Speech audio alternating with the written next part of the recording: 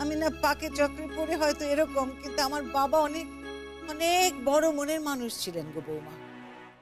তিনি যখনই যার জন্য কিছু কিনতেন সব ভালো জিনিস কিনতেন, আর বিশেষ করে এই কুটুম বাড়ির জন্য যখন যা কিনতেন সে তো ভালো জিনিস হবেই। অথচ সেই সমস্ত জিনিসপত্র দেখে আমার শাশুড়ি মা আমার বাবাকে মুখের সামনেই বলতেন, এ সমস্ত সস্তার জিনিস আপনি আনবেন নে। আর বাবা চলে গেলে সেই সমস্ত সস্তার জিনিসই গব্য করে করে লোককে দেখাতেন, পুজোর দিনগুলোতে সে সমস্ত গায়েও তুলতেন। এই সব তুমি কিছু বলতে না? বলার কোনো উপায় তো ছিল না। যদি বলবো তাইলে তো সঙ্গে সঙ্গে বাড়ি থেকে ঘাট ধাক্কা দিয়ে বার করে দেবে না। কোনো উপায় ছিল না বলার। দেখো বৌমা, আমার বাবা সে যত জিনিসপত্রই পাঠাক, যত যাই করুক না কেন আমার জন্য, কিন্তু ওই লোকাচার লোকাচার বলে তো একটা কথা আছে না, কোনো মেয়ে চিরকালের জন্য তার শ্বশুর বাড়ি ছেড়ে বাপের বাড়িতে এসে উঠবে, তাতে তো বাপের বাড়ির লোকেদের অসম্মান, বাপের বাড়ির বাকি লোকেরা তা মানবে কেন?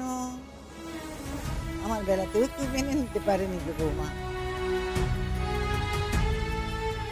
বাবা যতই যতই একমাত্র রোজগেরে হন না কেন, বাড়ির সকলের কথা অগ্রাহ্য করে তিনি তো কিছু সিদ্ধান্ত নিতে পারতেন না। তারা কেন মানবে যে আমি শ্বশুর বাড়ি ছেড়ে বাপের বাড়ি চলে আসি? মানবে না তো। তাই বাবা মুখ বন্ধ করে থাকতেন, চুপ করে সহ্য করতেন। তবে আমার কি মনে হয় জানো, সে আমার বাবা ওই অবস্থার মধ্যে ছিলেন, কিন্তু তোমার বাবা আজ যদি তিনি থাকতেন তিনি কিন্তু এ সমস্ত মেনে নিতেন না গো। তিনি ঠিক ঠিক তোমার কথা ভাবতেন, তোমাকে ঠিক ভালো করে রাখার চেষ্টা করতেন। আমি জানি সবার কাছে জানো তো মা, সবার বাবা পৃথিবীর শ্রেষ্ঠ বাবা হয়। আমার কাছেও তাই ছিল। বাবা থাকতে কোনোদিনও আমাকে এতটুকু কষ্ট বুঝতে দেয়নি। এই বাবাই আমাকে নাচের স্কুলে ভর্তি করে দিয়েছিল, বাবাই আমায় গান শিখিয়েছিল, বাবাই শিখিয়েছিল জানো তো জীবনে মাথা উঁচু করে বাঁচতে। আর এই যে আমার আত্মসম্মান বোধ, সেটা যদি আমি কিছুটা হলেও পেয়ে থাকি না মা, আমি আমার বাবার কাছ থেকে পেয়েছি। আমার বাবা সব সময় আমাকে বলতো, নিজেকে কখনো ছোট হতে দিও না, কোনো দিনও ছোট হতে দিও না। যদি নিজে ছোট হয়ে যাও না, পৃথিবীর কোনো কিছু দিয়েই তুমি তোমার লজ্জা ঢাকতে পারবে না। এ কথাও ঠিক জানো তো। আজ বাবা যদি থাকতো, এই অন্যায়টা কিছুতেই মেনে নিত না। বাবা ঠিক কিছু না কিছু ব্যবস্থা করত। বাবা থাকলে হয়তো আমাকে আর মাকে নিয়ে দাদাদের থেকে আলাদা থাকার কথাও ভাবতো। আসলে আমি অনেক ভেবে দেখলুম, আমাদের মেয়েদের জীবনে না বাবার মতন কি আর কি হয় না। মাঝে মাঝে স্বপ্ন দেখি জানো বৌমা, এখনো এই বয়সেও মাঝে মাঝে স্বপ্ন দেখি আমি, যে বাবা যেন হঠাৎ এসে আমার ডাকছে, এ খুকু খুকু, ও মধু ওঠ। কিরে ওখানে আমার শুকনো দেখাচ্ছে কেন? খাসনি বুঝি? হ্যাঁ ও বৌমা, আমি কি করতাম জানো তো, ওই শ্বশুর বাড়ি থেকে যখন বাপের বাড়িতে যেতুম না, তখন বাপের বাড়ি গিয়ে সব সময় একেবারে বাবার কাছে ঘেঁষে থাকতুম, বাবার সবকিছু করে দিতুম, বাবার ওষুধ, বাবার পত্তি, বাবার যা যা কিছু দরকার সব আমি নিজে হাতে করতুম গো, কাউকে করতে দিতুম না। আর বাবা কি বলতেন জানো, বাবা বলতেন, এই তো আমার ঘর লক্ষ্মীশ্রীতে ভরে গেছে গো, আমার মেয়েটা এসছে, ওই তো স্বয়ং লক্ষ্মী। আমাকে বল জানো তো, বাপের বাড়িতে গেলি রাত্রিবেলা বাবা যখন ঘুমোতে যেতেন, আমি টানা বাবার মাথার কাছে বসে থাকতুম, বাবার মাথায় হাত বুলে দিতুম, কত কত গল্প করতে। তার জীবনের কথা, তার ছোটবেলার কথা, তার লড়াইয়ের কথা, অত বড় একখানা সংসার, তা প্রতিপালনের কথা। আমি যখন হলুম সে সময়কার কথা আমাকে বলতেন, বলতেন যে মা, ওই যে বারবার আমি বলি নে তুই আমার লক্ষ্মী, তুই আমার লক্ষ্মী, তার কারণ হলো তুই হবার পর থেকে আমার সংসারের লক্ষ্মী এসেছে আমার জীবনে। আমি পরিচয় পেয়েছি, আমার ক্ষমতা হয়েছে, সংসারের এতগুলো লোককে খাইয়ে পরিয়ে রাখার মতন ক্ষমতা আমি পেয়েছি তুই আসার পর। এই কথা বলতেন, কেন জানি না। আর বলতেন যে যে লড়াই করেছিলুম, তুই আসার পর হঠাৎ দেখলাম যে সেই সমস্ত লড়াই কেমন হালকা হয়ে গেছে রে মধু, সব কেমন তুলোর মতো হালকা। তারপরে বলতেন অথচ সেই তুই শ্বশুর বাড়িতে এমন নিগ্রহের মধ্যে থাকিস, সে কথা আমি কিছু করতে পারি না বলতেন। আর কষ্ট পেতেন। আমি উল্টে বলতাম ও বাবা বাবা তুমি কষ্ট পেও না। দেখো আমি যদি শ্বশুর বাড়ি ছেড়ে বাপের বাড়িতে চলে আসি, সে তো আমার বাপের বাড়ির জন্য অসম্মান না? তখন তো লোকে তোমাকে দুটো কথা শোনাবে, মেয়ে শ্বশুর ঘর করতে পারে না। তুমি দেখে নিও আমি পারবো, আমি পারবো গো বাবা, আমি ওই বাড়িতে টিকে থেকে তোমায় দেখাবো। দেখো আমার বাবা তো তোমার বাবার থেকে অনেকটা আগের মানুষ, তাই তিনি যা যা মেনে নিয়েছিলেন তোমার বাবা কিছুতেই তা মানতেন না। তবে একখানা সান্ত্বনা বৌমা, যে তোমার বাবাকে এ বাড়িতে নিগ্রহ পেতে হয়নি। আমার বাবাকে না তাও হয়েছিল গো। আমার বাবা যখন এ বাড়িতে আসতেন তখন তো কেউ এক গ্লাস জলও দিত না, খাবার দেওয়া তো দূরের কথা। টিটি পাখির মতন বসে থাকতেন আমার সঙ্গে দেখা করার জন্য। তো তোমার কাকিমা তোমার এই খুশ শাশুড়ি, সে জানে গো, সে হয়তো অনেক সময় লুকিয়ে চুরিয়ে দুটো মিষ্টি এক গ্লাস জল নিয়ে গিয়ে দিয়েছে। আমার শাশুড়ি দেখে পেলে কি বলতেন জানো, আর যা সেই মিষ্টি কেনা দিলে আমার বাবা হয়তো সবে মুখে তুলতে গেছিলেন সবে, তা আমার শাশুড়ি হঠাৎ চিৎকার, এই যে বেয়াই মশাই, আপনি কি সকালবেলায় উঠে বাড়ি থেকে বেরিয়ে পড়েছেন নাকি? মেয়ের বাড়িতে এসে, মেয়ের শ্বশুর বাড়িতে এসে মিষ্টি মুখে না দিলে আপনার চলছে না? ধর্মর করে বাবা সে মিষ্টি নামিয়ে রাখতেন। তারপর বলতেন যে না না তা না, আসলে আমার মেয়েটা পাঠিয়েছে তো, তাই ভাবলুম যে আমি না খেলে যদি মেয়ে কষ্ট পায় তাই মুখে দিচ্ছিলাম। না না, আমার মেয়েকে বলবেন যে তার বাপের বাড়ির সম্পত্তি সম্পদ যা আছে অনেক আছে, তার বাপ মায়ের না খেয়ে থাকতে হবে না কখনো। কিন্তু এই যে আমি মিষ্টিটা খেলুম না, সেই জন্য যেন আমার মেয়ে না খেয়ে না থাকে।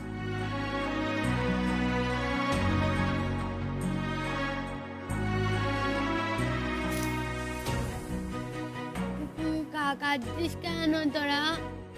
কাঁদিস না, জানিস তোদের বাবা যেমন তোদের কাছে ভালো, হ্যাঁ আমার বাবাও না আমার কাছে খুব ভালো।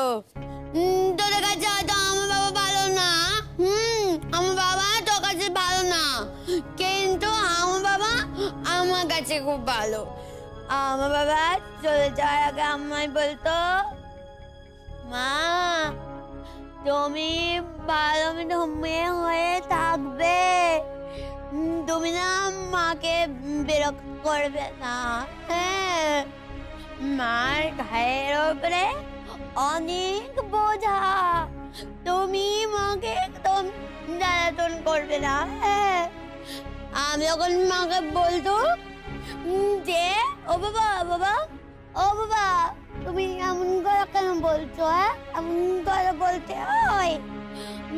বাবা বলতো আমার কথা যখন তোমার মনে পড়বে তখন তুমি আকাশের দিকে তাকাবে, আকাশের দিকে তাকাই দেখবে একটা অনেক বড় তারা জল করছে। তুমি ভাববে ওই তারাটা আমি। তখন তুমি আমাকে ডাকবে, আমি তোমার কাছে আসবো। কে মা? বলতো না বাবা, আমাকে বলতো না, বলো। হ্যাঁ হ্যাঁ হ্যাঁ, বলতে বলতে বউকে দু চোখে দেখতে পারতো না, মেয়েকে ভারী ভালোবাসতো। না শুধু মেয়ে বলছি কেন, ছেলে মেয়ে তার প্রাণ ছিল একেবারে। তবে আমাকে ভালোবাসতো না, কিন্তু শেষের দিকটা কেমন পাল্টে গেল জানো তো। ও বৌমা, ওই সারা জীবন আমার উপর যত নিগ্রহ করেছে, যত অত্যাচার আমাকে করেছিল, শেষকালে যেন সব মিটিয়ে দিলে। এমন নির্ভর হয়ে পড়লে আমার উপর যে আমাকে ছাড়া তার চলতো না, এই আর কি। তাই জন্যে আমি আমার বাবার নিন্দা সহ্য করতে পারিনি। আমার বাবা আমার কাছে খুব ভালো মানুষ ছিল। তুই জানিস এমন এখনো আমি মাঝে মধ্যে ছাদে যাই, ছাদে গিয়ে যখন বড় তারাটা দেখি তখন ও বাবা বলে চিৎকার করি আমি। তখন আমাকে মনে বলতো আমার বাবা আমার ডাকে সাড়া দিয়েছে, আমার বাবা আমার কথা শুনতে পাচ্ছে। আমি জানি না পাচ্ছে কি পাচ্ছে না, কিন্তু আমার মনে হয় আমার বাবা আমার কথা ঠিক শুনতে পাচ্ছে, আমার কথা শুনতে পাচ্ছে। অন্তর থেকে যদি বাবাকে ডাকো, বাবা নিশ্চয়ই সাড়া দেবে গো পুতুলদি। বাবা শুনতেও পায় জানো তো। এই যে দেখো তুমি এত ভালো গান গাও, তার মধ্যেও কিন্তু তোমার বাবা আছে। এই যে তুমি আমাকে এত ভালোবাসো, এর মধ্যেও তোমার বাবা আছে। আর এই যে মাকে তুমি সবসময় বুড়ি বুড়ি বলো, রাগ করো, মুখ ঝুঁক করো, কিন্তু তারপর মা ছাড়া তো তোমার চলেও না, সেখানেও তোমার বাবা আছে। এই যে তুমি তোমার ভাইদের ওপর এত রাগারাগি করো, অশান্তি করলে তুমি তো রেগে যাও, তার মধ্যেও তোমার বাবা আছেন। একটা কথা মনে রেখো, তুমি যা করছো সেই সব তোমার বাবা তোমাকে শিখিয়ে দিচ্ছে। বাবা মার আশীর্বাদ তো কখনো বৃথা যায় না, বুঝেছো?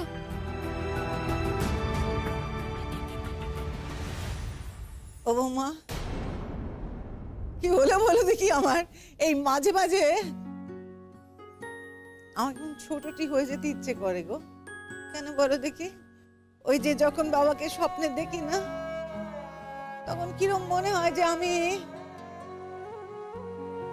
যেন আবার সেই বাবার সেই ছোট্ট মধুটি হয়ে গেছি, আর বাবার হাতটা ধরে ছুটতে ছুটতে বিন্নি ধানের মাঠ পেরিয়ে যেখানে ওই পানসি নৌকো বাঁধা থেকে গো, সেই নৌকোয় উঠে বাবা আমাকে ওই নদীর ওপারে মেলা দেখাতে নিয়ে যেতে।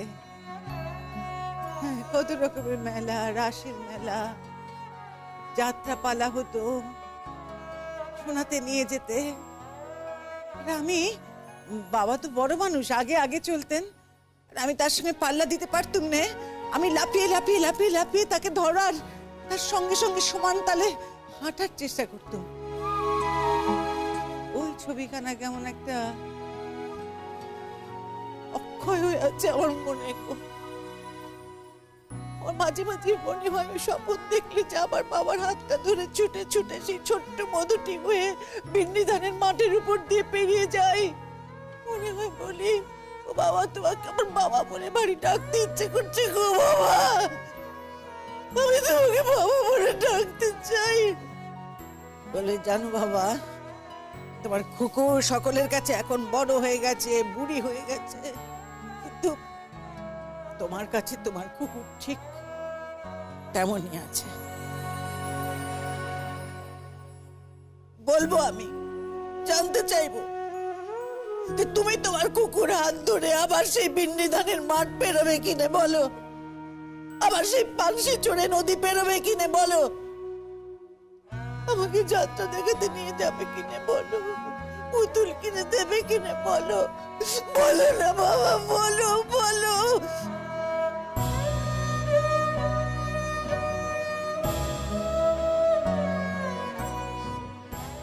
আমরা তো শহরে থেকেছি, এই পুজোর সময় বাবা আমাকে সঙ্গে করে নিয়ে যেত জানো তো, জামা কিনতে, জুতোর দোকানে। আর এই যখন নতুন ক্লাসে উঠতাম, বুক লিস্ট যখন বেরোতো, বাবা আমাকে সঙ্গে করে নিয়ে যেত বইয়ের দোকানে। আর ওই বইয়ের দোকানের পাশেই না একটা মিষ্টির দোকান ছিল, সেখান থেকে আমাকে রসগোল্লা কিনে দিত। আমি আর বাবা দাঁড়িয়ে দাঁড়িয়ে ওখানে রসগোল্লা খেতাম। বাবার হাত ধরে যেন কত ঠাকুর দেখেছি। তবে হ্যাঁ, বাড়িতে এসে কাজ ছিল, কিন্তু ওই কি কি ঠাকুর দেখেছি, কোথায় কটা ঠাকুর দেখেছি, সব লিস্ট তৈরি করে রাখতাম। বাবা তারপর আমাকে নিয়ে বসতো, আমাকে জিজ্ঞেস করতো, বলো তো মা, ওই ঠাকুরের মুখটা কেমন ছিল, বলো তো তুমি কটা ঠাকুর দেখলে। সব হিসেব করে রাখতাম, বাবা জিজ্ঞেস করতো আর বাবাকে বলতাম। আর আমার বাবা কি করতে জানিস? আমি তো খুব জায়গাতে ভালোবাসতাম, এমন ভালোবাসি। আমার বাবা না এতগুলো গাছ নিয়ে আসতো আমার জন্য, এতগুলো গজা নিয়ে এসে বলতো, এম্মা এদিকে এদিকে এই নে গজা গজা খা, চুপচুপি খেয়ে নে, আমি তোকে রোজ একটা করে গজা দেবো। হ্যাঁ, তোর মা তোর দেখলে তোকে বকাবকি করবে, তোকে লুকিয়ে লুকিয়ে গজা দেবো, তুই খাবি। হ্যাঁ, এখন তো বাবা চলে গেছে, আমাকে কেউ রোজ গজাও খাওয়ায় নে।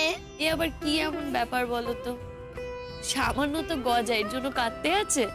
সামান্য গজা না, ওটা সামান্য নয়। ওই গজাটার মধ্যে না আমার বাবার হাত ছিল, আমার বাবার হাতে ছোঁয়া ছিল গজাটার মধ্যে। ওই গজাটা আমার কাছে অনেক প্রিয়। ঠিক বলেছো পুতুল দি, একদম ঠিক বলেছো। আমি ভুল বলে ফেলেছি জানো তো, সত্যি গো। বাবার কিনে দেবো একটা ছোট নকুল দানা হোক, বাতাসা হোক, গুজিয়া হোক, সেটাই অনেক বড়, কারণ ওটা যে বাবার কিনে দেওয়া, বাবার দেওয়া। তুমি ঠিক বলেছো, আর কখনো এমন ভুল হবে না। ও বৌমা, কাঁদে নে, অত কান্তি হয় নে। দেখো দেখি, আমরা তিন বয়সে তিনজন বসে বসে নিজেদের বাপের কথা বলছি আর কেঁদে যাচ্ছি, কেঁদে যাচ্ছি। বৌমা, আচ্ছা শোনো, আর দেরি করা যাবে না। হ্যাঁ, বিকেল বিকেল বেরিয়ে পড়বো, চলো। তোমার বাপের বাড়ি গো, তোমার বাপের বাড়ি যেতে হবে। এই যে বলি, তোমাকে তো যেতে হবে আমার সঙ্গে। তুমি ছাড়া তোমার বাপের বাড়ি আমি কি করে যাই বলো? তাছাড়া রাগ মান সেসব যাই করো না কেন, কিন্তু দেখো বলি, তোমার মা, তেনার প্রতি তো তোমার একটা কর্তব্য আছে নাকি বলো? নেই? তোমার বাপ নেই, সে মানুষটার কতখানি কষ্ট বলো দেখি। তো তুমি মেয়ে হয়ে এটুকু কর্তব্য তার প্রতি করবে, সেটা কি তিনি আশা করতে পারেন না? যেতে হবে, যেতে হবে বৌমা, না বলা চলবে না। চলো চলো চলো, আর দেরি করো না। আর আমি তুমি আর কি করবে? তুমি যে আমার নেজ ধরবে সে তো আমি জানি মা। চলো, যাবে যখন চলো, দেরি করা যাবে না, খুব তাড়াতাড়ি তৈরি হতে হবে, কেমন? 3টের মধ্যে বেরিয়ে পড়বো, তাড়াতাড়ি ফিরে আসতে হবে, চলো। কিন্তু তার মধ্যে যে তোমার ছেলেরা ফিরে আসবে, আসুক, ফিরে আসবে, চাবি তাদের কাছে আছে, তারা থাকবে তাদের মতন, আমাদের কি? ও কি কথা? তারা প্রত্যেক দিন বেরোবে আর আমরা একদিনও বেরোতে পারবো না, এমন কি নেকা আছে নাকি কোথাও? আস্তি দাও, চলো বৌমা, আর কথা বলে সময় নষ্ট করে না, দেরি হয়ে যাবে, এরপরে অনেক অনেক কাজ আছে কিন্তু। আর বসে থাকুন, এগুলো সব থাক এখানে। হ্যাঁ, বেরোবার সময় নিতে ভুলো না কিন্তু।